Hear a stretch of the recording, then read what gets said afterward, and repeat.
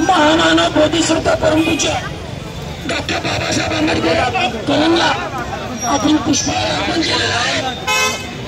महत्वाची घोषणा द्यायची आहे। जय भीम, जय भीम। आज जर तुम्ही लढला तर पुढच्या पिढ्या तुमच्या लढाऊ बनणार आहेत, क्रांतिकारी बनणार आहेत। जय भीम, जय भीम, जय भीम, जय भीम, जय भीम, जय भीम। आता सर्व वक्त्यांनी सांगितलं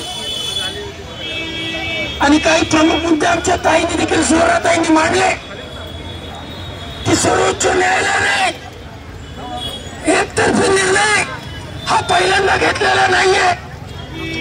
यापूर्वी याच ठिकाणी राहुलजी डांगळे यांनी अॅट्रॉसिटी परिषद घेतली होती आणि ती परिषदेची यल्लार दिल्लीपर्यंत पोहोचली आणि तो कायदा अॅट्रॉसिटी विरोधात केलेला तो सुप्रीम कोर्टाला रद्द करावा लागला। आज भारत बंद मध्ये जो पुकारला गेलेला आहे तो जनसामान्य कार्यकर्ता भीमसैनिक सर्व आंबेडकरी चळवळीचे पक्ष संघटना घटक या आज तो उपस्थित आहेत। दलित पॅंथर ऑफ इंडिया या संघटनेच्या वतीने त्याचा प्रमुख म्हणून मी तुमच्या समोर तुमचा भाऊ तुमचा मुलगा म्हणून उपस्थित आहे।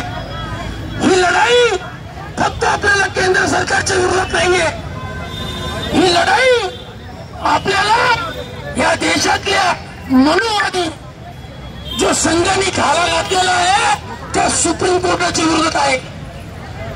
आपला काटा त्यांनी असा काढला की पहिल्यांदा अॅट्रॉसिटीवर त्यांनी गदा आणली, त्यानंतर आता जाती जातीमध्ये वर्गीकरण करण्याचं काम केलं।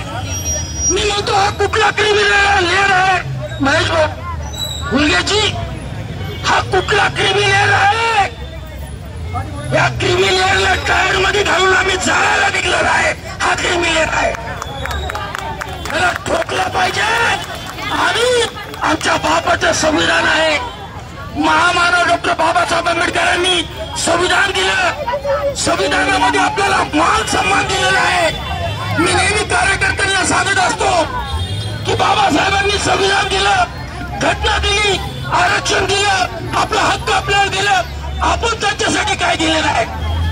तर आपल्याला बाबासाहेब म्हणतात की तुम्ही लढा, शिका, संघटित व्हा, संघर्ष करा, पण संघटित होत असताना आपला निळ्या झेंड्याचा निळ्या रक्ताचा हा भाऊ ही बहीण ह्याला बरोबर घेतलं पाहिजे। आणि या देशामध्ये हा भारत बंद याच्यापेक्षा मोठा मी विनंती करायला आयोजकांना की याच्या पुढची सभा, याच्या पुढचा कार्यक्रम, याच्या पुढचा मोर्चा याच्यापेक्षा जोरात घेतला पाहिजे, लढाई केली पाहिजे।